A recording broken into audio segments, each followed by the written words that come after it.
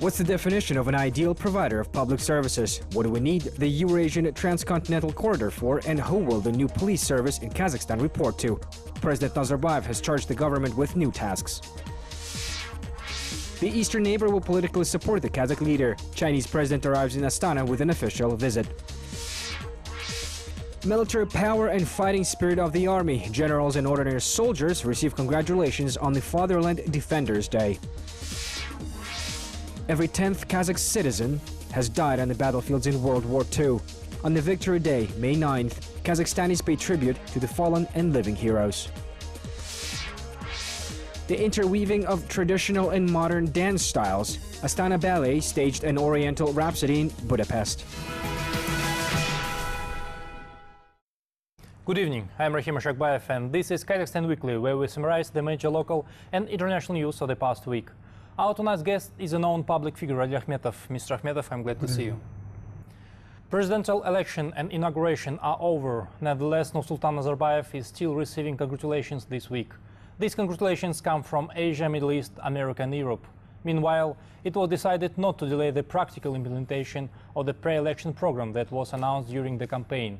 100 concrete steps, which will help incorporate the institutional reforms announced earlier by the president, have been heavily discussed at an expanded government meeting that was devoted to this sole topic in the beginning of the week. Before going further, let us review some interesting details. This week, the head of state has outlined 10 major tasks to be carried out by the Kazakh government. The assignments have been called people's tasks because it will aim to make ordinary citizens' lives easier. Nursultan Nazarbayev has proposed to create a state corporation and to name it Government for Citizens. According to the president, the corporation will be an ideal provider of public services. The head of state has proposed to establish police services in regions which would operate under the auspices of local authorities. The city administrations will create special councils that would oversee complaints against police. Nursultan Nazarbayev has also ordered to deal with agricultural lands, as the recent inventory of vast territories showed 9 million hectares are not being used. These areas are leased by large businesses, but their owners do not look after these territories. Kazakhstan plans to conduct a transparent privatization of agricultural lands in order for people who can and want to work in the agricultural sector may use the vacant lands. The new reforms will also affect the taxation system and construction. According to the president, it is time to switch to the modern international standards of quality in the construction industry that will focus more on export. Kazakh government has been tasked with the construction of high-quality roads that will connect Astana with country's other regions. This construction will seek international continuation. The president also instructed to create the Eurasian Transcontinental Corridor that would link the country internationally via air, sea, rail and road. The civil service reform will continue as well. The officials' work effectiveness will be encouraged with increased salaries and bonuses. And according to the new regulations, state agencies will regularly report to the public. We need to switch to a career-oriented model of public service to employ only the honest, talented and trained people for the sector. New tests will be introduced to evaluate personal qualities, professional management skills of each candidate. We must form a professional staff of civil servants with a competitive salary, which will depend on the results. The access to public information will be regulated by law. State bodies will report regularly to the public. We already have the experience. Governors of districts and regions report to the people. The government and the ministers should also report to the people. So, Mr. Akhmetov, the president has proposed to establish a governmental corporation and to name it a government for the citizens. What do you think about this idea? Yes, during the expanded meeting of the government, the president proposed this program. I would say it's a program because government for citizens, the title of this program speaks for itself. That means state servants should pay more attention to the citizens of the country, to the needs of the citizens of the country, and that's why this corporation is named that way. I think this is real. This is a very real program, and I'm quite sure that it will be implemented by our government, and because this program is closely related to the pre-election campaign program of the president. That's why those 100 steps will be the roadmap of this program. And on the other hand, as we have already mentioned, that the incumbent government was re-nominated. All the ministers have retained their seats, their jobs, their positions. That means this group of managers will implement all the steps that have been outlined by the president. That's why I think it's a very good decision, and not only the members of the government, but the whole people, the citizens of Kazakhstan, are quite sure that their well-being will be in the focus of the government and the president. And very many reforms will be implemented into life.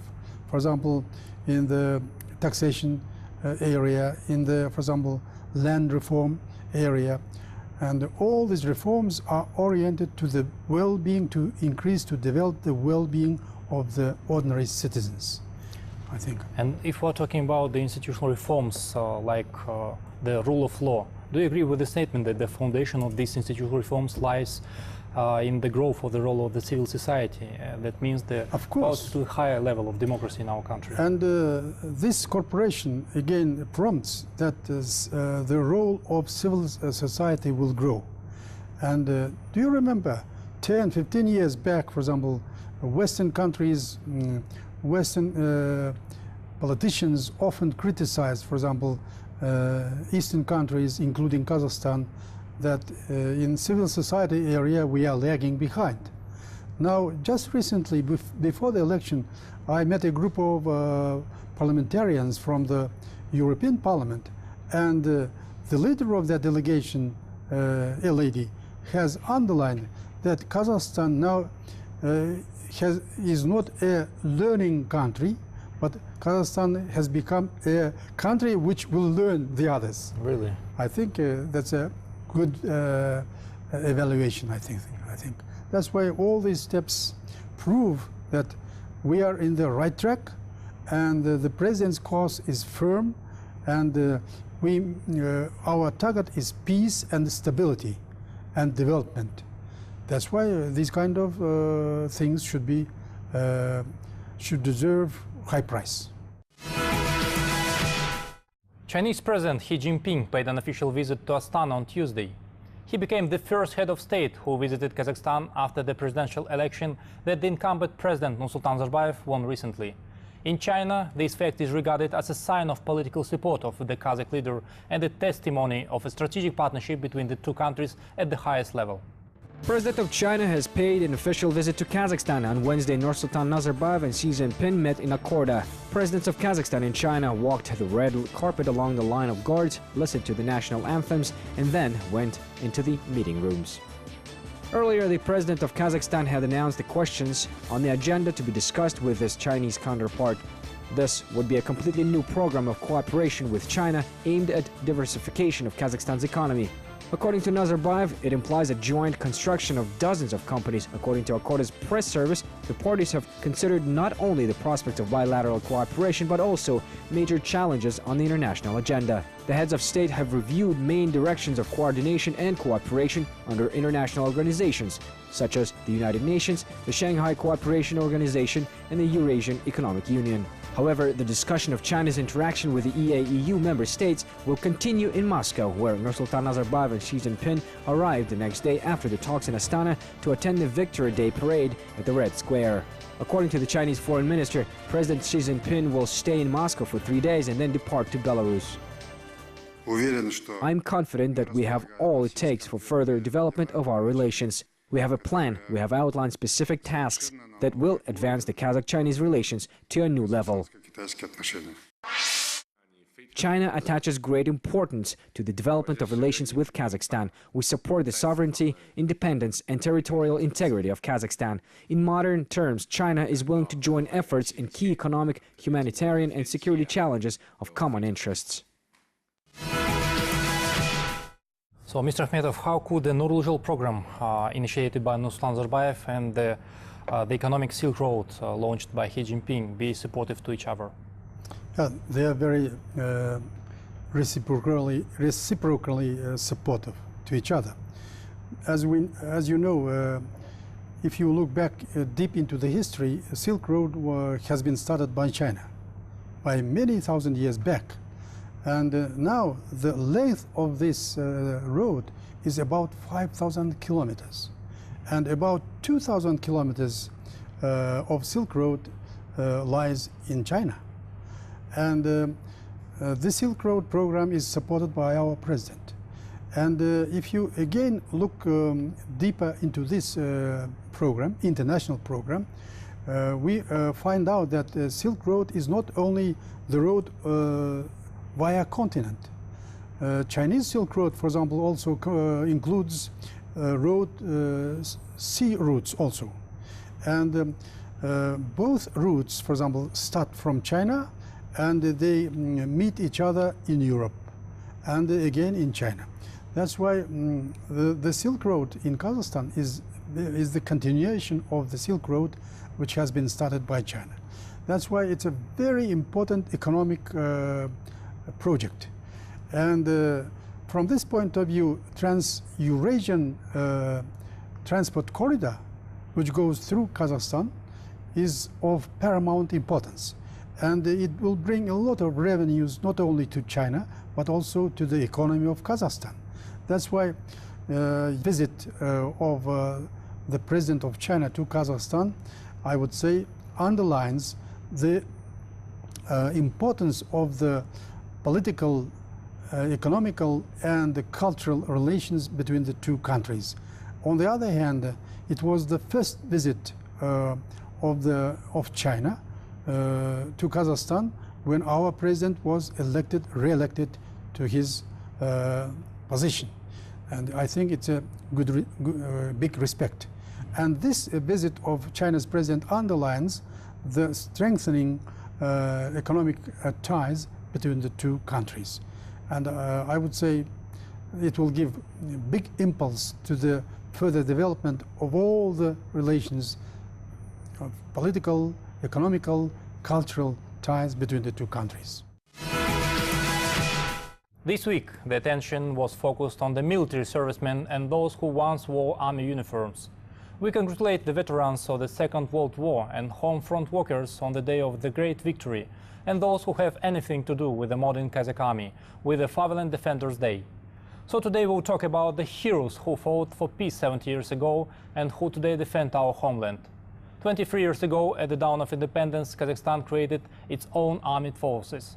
A structure with the creation of the three main directions was created: the army, the air forces and the navy. And today, Kazakhstan has the most powerful military in Central Asia. Let's see the celebration activities held on May 7, the Fatherland Defenders Day in Kazakhstan. In Kazakhstan, Fatherland Defenders Day was celebrated on a large scale. On May 7, 1992, the President of Kazakhstan, Nursultan Nazarbayev, signed a decree on the establishment of the National Armed Forces. According to a long tradition, ahead of the Fatherland Defenders Day and Victory Day, the head of state bestows highest military and special ranks, class ranks and state awards to Kazakh officers. The President stressed that getting promoted to a certain military rank ahead of holidays for the servicemen is an honor, but also a responsibility. Therefore, every law enforcement and intelligence agency officer needs to service the country with honor and dignity, said the President.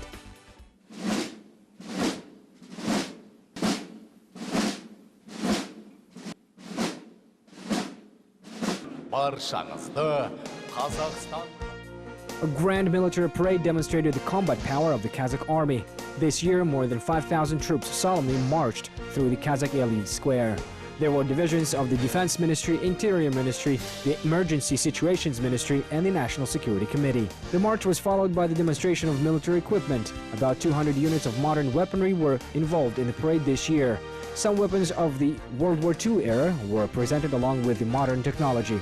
The pinnacle of the parade was the air show. The military pilots have demonstrated stunning maneuverability, both alone and in groups. 70 airplanes of Kazakhstan's Air Force flew over Astana's skyline. Among them were the new Su-30CM fighters. This year, the pilots surprised the audience by riding number 70 in the sky, which symbolized the 70th anniversary of victory in World War II. The parade was a tribute to the heroic fathers, grandfathers, and great-grandfathers who fought for peace and freedom.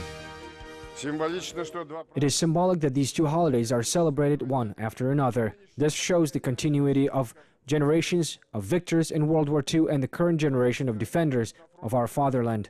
Valor on the front line and selfless labor on the home front were the main terms of the victory. I warmly congratulate World War II veterans on the anniversary of the victory. Your laborious feat will be remembered forever, and the memory of your heroism will be sacred to the new generations. We must preserve our core values forever: independence, peace and stability in our society. It is everyone's duty to protect these values.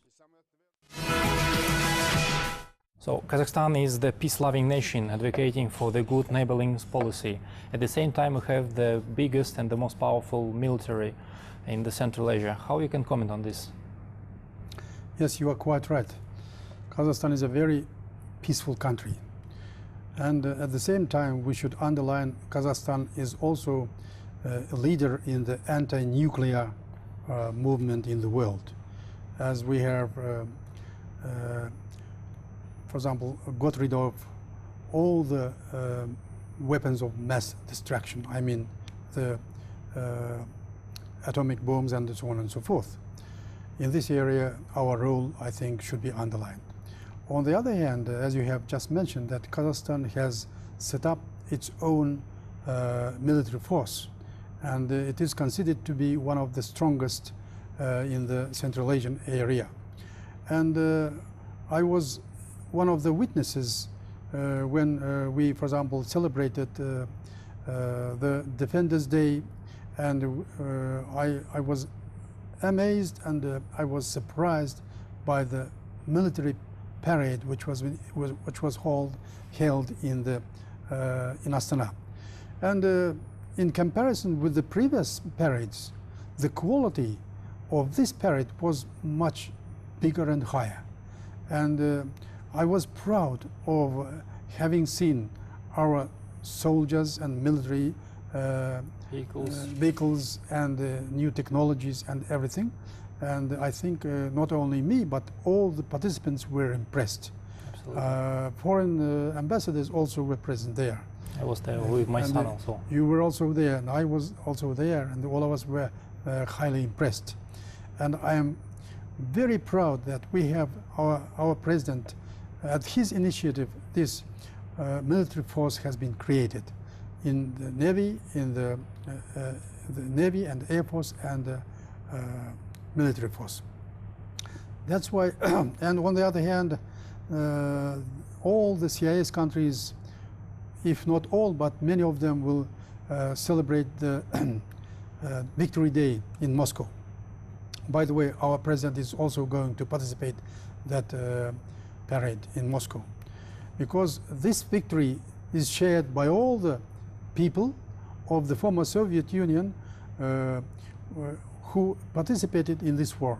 If you come to this question from the point of Kazakhstan, about 1 million Kazakhstanis participated in the Second World War, and more than half of them didn't return back.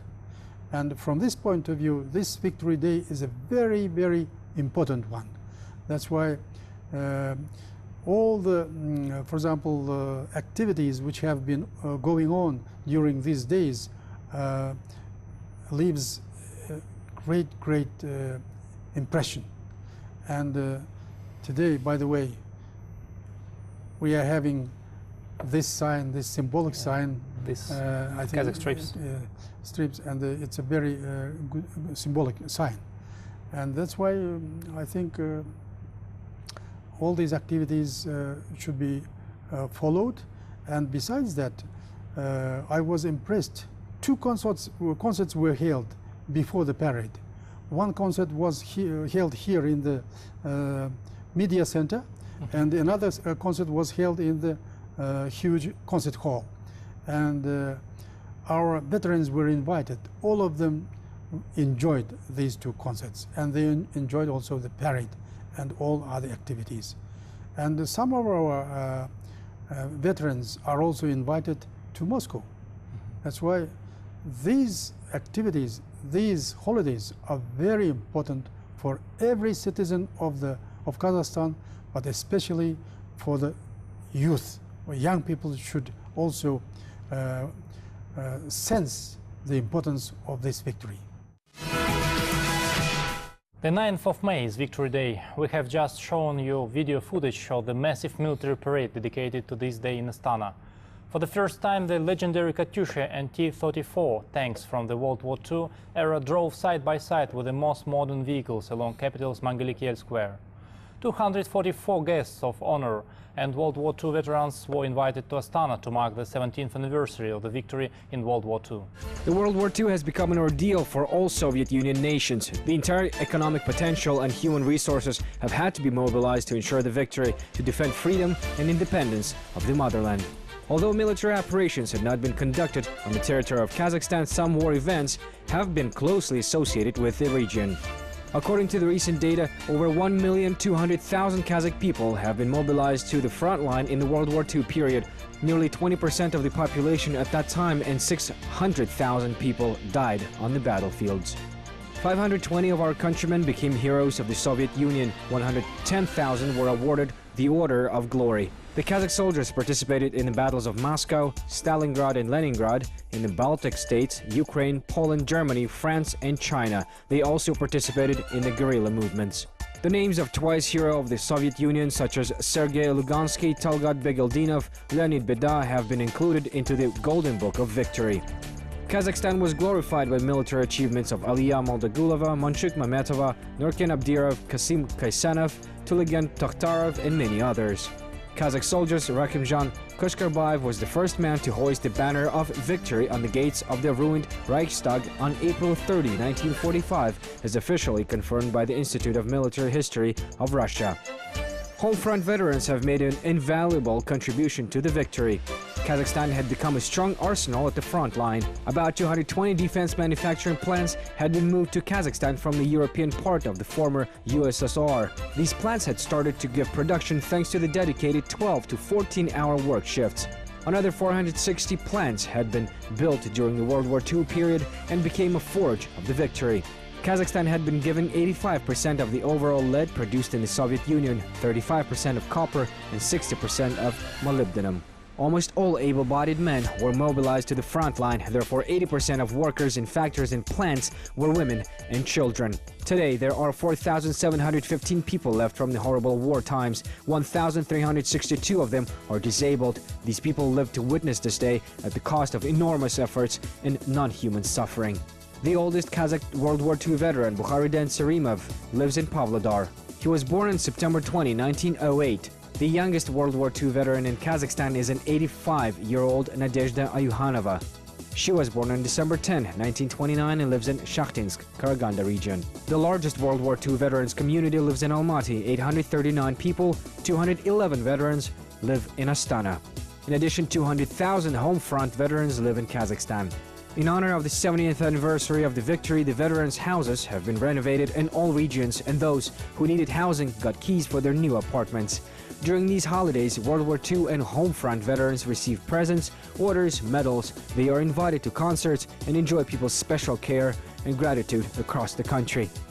The monument of the legendary Major General Ivan Panfilov and a stele with names of the 28 Panfilov heroes was erected in one of the metropolitan parks. For information, the 316th Rifle Division under the commandment of Panfilov was formed in the Almaty region. Kazakh soldiers stopped a Nazi tank attack in the battle for Moscow. Certainly, the main focus today is on the veterans. The government is doing everything to help you. Every veteran is taken care of.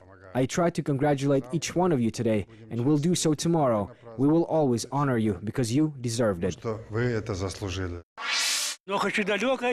Even though World War II took place a long time ago, the Victory Day celebration is very big. We have fought for peace and now passed the turn to the youth so that they would protect peace and happiness. All the people of Kazakhstan experience great joy, and especially war veterans are glad that we took part in this victory and survived to its 70th anniversary. It is a great joy for us. The most important things for our country are peace, wealth, prosperity, and that there would be no war. This is the most important thing. So, Mr. Akhmetov, as you mentioned, almost the 10th population of Kazakhstan died in the front lines of the World War II. And do you think maximum efforts are being put to preserve the memory of this feat, not only for us, but also for our descendants? Yes, the president, when he made a speech, he underlined that the state is doing its best to help the veterans of the Second World War, and they are well taken care of.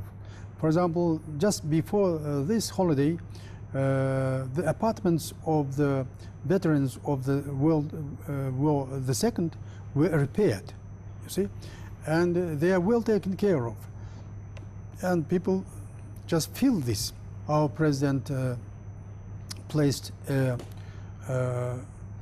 bouquet or wreath in the square to memorize the Victory Day, and a lot of I would say veterans were invited to that area too. And after the ceremony was held, the president personally came to greet the veterans. He spoke to the veterans, and all of them applauded standing. You see, our anthem was played, and it was also very symbolic. And of course, veterans feel very, very deeply how they are well taken care of by the government, by the state, and by the president. And we feel ourselves. I am also one of the youngest veterans of the Second World War, because my father hasn't returned from the front. My father had 3 brothers, and only the elder brother returned from the front, and my father and the other 2 veterans gave their lives to the victory which we are celebrating today. A young choreographic troupe called Astana Ballet continues to conquer Europe. This time the tour was held in Budapest, Hungary. The Astana Ballet presented Oriental Rhapsody on the stage at the Palace of Arts. The unique performance of the Kazakh ballet was organized with the support of the Kazakh embassy. Although Astana Ballet performed in Hungary for the first time, the young team has already gained significant experience of performing abroad. The troupe, which was formed 2 years ago, has already successfully performed in Paris, Vienna, Moscow, Shanghai, Beijing, and Seoul. The main feature that distinguishes the troupe from many other theaters is interweaving of traditional and modern dance trends. In addition, the team consists only of females, 30 young dancers, graduates of the Almaty Seleznov Choreographic School. Currently, the theater's repertoire includes 50 performances. Each of them requires special prowess and dancing skills. The Oriental Rhapsody is one of the most beloved performances of Astana Ballet. It premiered 2 years ago, but the troupe has altered its show specifically for Hungary. First, the Rhapsody shows the beauty of the Kazakh dance, as dancers' dresses have been made in traditional folk style. The Hungarian audience has expressed particular interest in exotic East. Tickets for the Rhapsody were quickly sold out. Astana Ballet has once again astonished the European audience with its skill and creativity. Girls perform in every other scene. There are 18 scenes in the show. We have to hurry to change costumes, which are beautiful but very heavy. Every jacket, every button on coats has to be in the right place at the right time. We could now have a look into the richness of this culture. A nation owning a rich culture like this is destined to success in the long run. I like very much the Oriental Ballet. I'm not ashamed to say that I love the ballet art of the post-Soviet states. I liked it very much. It was beautiful. The stage design, the colors, the movements were beautiful. It was wonderful. So, Mr. Akhmetov, as you told before in the previous programs, so Hungary is a very special country for us, and the Astana Ballet performed in Hungary. So, do you think the common Turkic roots influenced the audience? Absolutely, you are right. Because, as you have just mentioned, when the Prime Minister of Hungary visited Kazakhstan, he declared openly that when he's in Kazakhstan, he feels at home, because we have common historical heritage. And even the name of the country, Hungary, contains the word Huns, Hungary. The first syllable comes from that origin, you see. And if you remember, just recently, the president of Turkey visited Kazakhstan. He again repeated the same phrase. whenever he comes to Kazakhstan, he feels at home because he considers Kazakhstan to be the ancestral country of all the Turks. And here, of course, when our Astana Ballet performed their performances in the art palace of Budapest, everybody was surprised and everybody enjoyed, because, of course, taking into consideration that common heritage which we have just underlined. And on the other hand, Kazakhstan opera and the ballet have long historical roots.